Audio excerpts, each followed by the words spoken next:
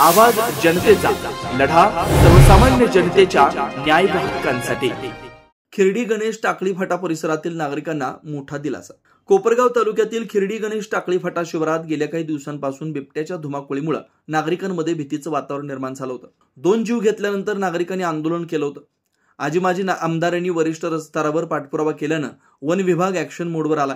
अखेर मंगळवारी सायंकाळी वन विभागाच्या पथकानं हा बिबट्या बेशुद्ध करून यशस्वीरित्या जेरबंद केला। बिबट्याचं दर्शन होताच वन विभाग सक्रिय।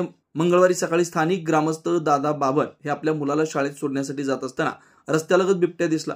त्यांनी तत्काळ माहिती वन विभागाला दिली। क्षणात वन विभागाची टीम घटनास्थळी दाखल झाली आणि शोध मोहीम सुरू झाली। 7.5 तासांच्या रेस्क्यू ऑपरेशनला यश। सकाळी 10 वाजता सुरू झालेल्या या रेस्क्यू ऑपरेशनला तब्बल 7.5 तासांनी यश आलं। सायंकाळी सुमारे 5:30 वाजता शंकर आहेर यांच्या शेतात दडून बसलेल्या बिबट्याला वन विभागाच्या शार्प शूटर टीमनं बेशुद्ध करून ताब्यात घेतलं। आवाज जनतेसाठी नितीन जाधव, कोपरगाव। नवनवीन घडामोडी आणि सत्य बातमी पाहण्यासाठी आजच आमच्या YouTube चॅनलला सबस्क्राइब करा, शेअर करा आणि लाईक नक्की करा।